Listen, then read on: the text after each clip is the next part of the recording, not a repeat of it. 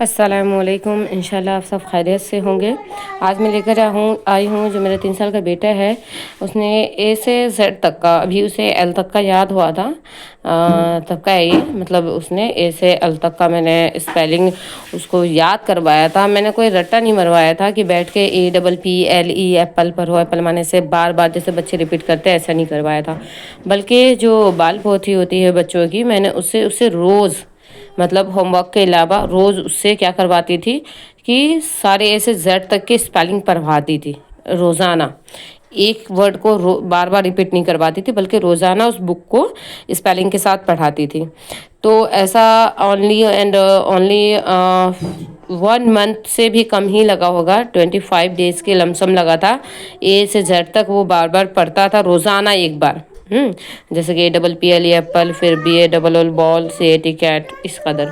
ठीक है, तो उसे ये सारा याद हो गया।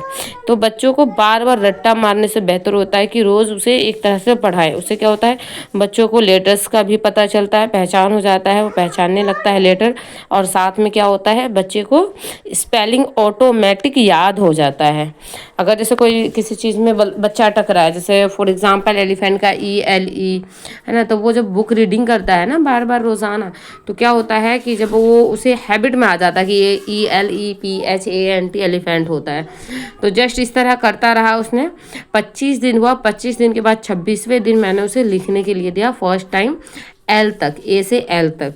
ठीक है, कि देखो मैं कि एल तक मतलब लिख सकता है क्या नहीं, लिख सकता है या नहीं। तो जैसा आप देख सकते हैं, बिना किसी प्रॉब्लम के माशाल्लाह से बहुत स्मूथली लिख रहा है अरसलान, और किसी तरह की दिक्कत भी उसे नहीं आ रही है।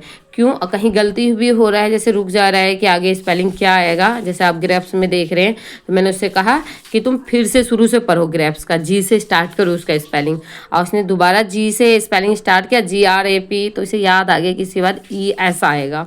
तो इससे काफ़ी आसानी हो जाती है बच्चों में लिखने में भी।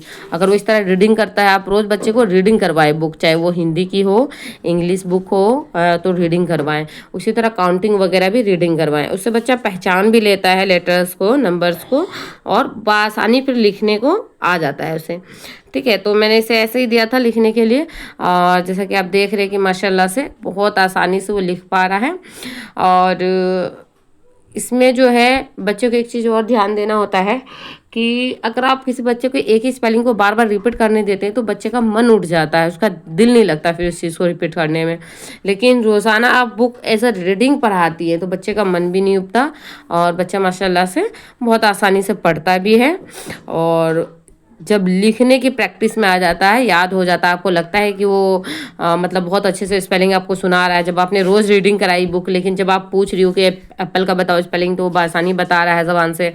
फिर मतलब हैन का पूछ लिया, या जग का पूछ लिया, या आइसक्रीम का पूछ लिया, या ग्रेप्स का पूछ लिया, और वो आसानी से आपको स्पेलिंग बता पा रहा है, तब उसे आप कॉपी इस तरह लिख के दें, जैसे मैंने दिया है A4 क्या होगा, B4 क्या होगा, C4, और उसे बोले स्पेलिंग लिखने के लिए। तो इंशाल्लाह बिल्कुल भी कोई भी दिक्कत नहीं आएगा आपके बच्चों को, और बआसानी माशाल्लाह से जैसे अरसलान लिख पा रहा है, चाहे वो 3 साल का बच्चा हो, 3.5 साल का हो, 4 साल का हो, 5 साल का, बहुत आसानी से लिख लेगा। पहले रीडिंग कराएं बच्चों को, पढ़ना सीखा उसके बाद। लेकिन ये नहीं है कि बिल्कुल छोड़ देना है, बच्चे को ABCD अल्फ़ाबेट वगैरह करवाते रहें, ताकि वो अल्फ़ाबेट वगैरह ना भूले। अल्फ़ाबेट पता होगा तभी बच्चा लिख पाएगा माशाल्लाह से।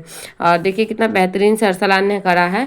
अब लास्ट L तक दे रखा था मैंने उसे, और उसने लॉइन तक का स्पेलिंग ये कर लिया है, आप देख सकते हैं। उसके बाद मैं इसको अ से अड़े तक का भी लिखने देती थी रोज़, मतलब 2 लाइन, और माशाल्लाह से वो भी करके दिखाएगा आपको, देखिएगा आप।